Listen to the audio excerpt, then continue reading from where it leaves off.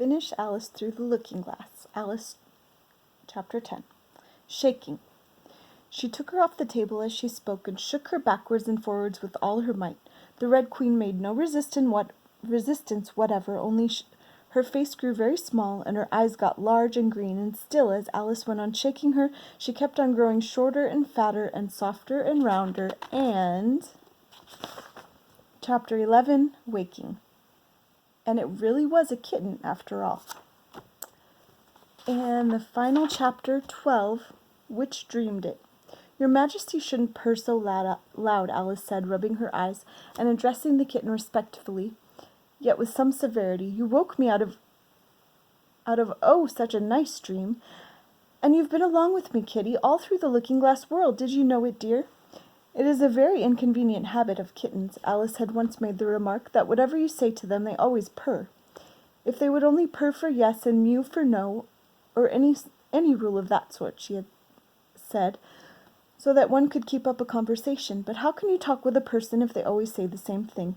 On this occasion the kitten only purred, and it was impossible to guess whether it meant yes or no. So Alice hunted among the chessmen on the table till she found the Red Queen. Then she went down on her knees on the hearth rug and put the kitten and the queen to look at each other. Now, Kitty, she cried, clapping her hands triumphantly, confess that was what you turned into.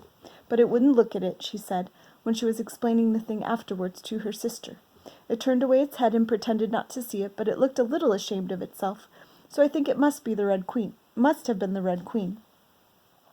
Sit up a little more stiffly, dear, Alice cried with a merry laugh, and curtsy while you're thinking what to purr. It saves time, remember. And she caught it up and gave it one little kiss, just in honor of having been a Red Queen. Snowdrop, my pet, she went on, looking over her shoulder at the white kitten, which was still patiently undergoing its toilet. When will Dinah have finished with your white majesty, I wonder? That must be the reason you were so untidy in my dream. Dinah, do you know that you're scrubbing a white queen? Really, it's most disrespectful of you. And what did Dinah turn to, I wonder? She prattled on as she settled comfortably down with one elbow in the rug and her chin in her hand to watch the kittens. Tell me, Dinah, did you turn into Humpty Dumpty? I think you did. However, you'd better not mention it to your friends just yet, for I'm not sure. By the way, Kitty, if only you'd been really with me in my dream, there was one thing you would have enjoyed. I had such a quantity of poetry said to me, all about fishes. Tomorrow morning you shall have a real treat. All the time you're eating your breakfast, I'll repeat the walrus and the carpenter to you, and then you can make believe it's oysters, dear.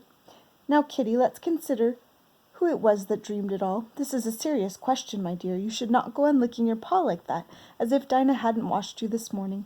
You see, Kitty, it must have been either me or the Red King. He was part of my dream, of course, but then I was a part of his dream, too. Was it the Red King, Kitty? You were his wife, my dear, so you ought to know. Oh, Kitty, do help to settle it. I'm sure your paw can wait. But the provoking kitten only began on the other paw and pretended it hadn't heard the question. What do you think it was? A boat beneath a sunny sky, lingering onward dreamily in an evening of July.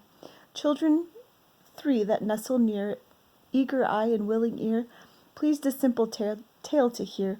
Long has paled that sunny sky. Echoes fade and memories die. Autumn frosts have slain July. Still she haunts me, phantom-wise, Alice moving under skies, never seen by waking eyes. Children yet the tale to hear, eager eye and willing ear, lovingly shall nestle near. In a wonderland they lie, dreaming as the days go by, dreaming as the summers die. Ever drifting down the stream, lingering in the golden gleam. Life, what is it but a dream? The end.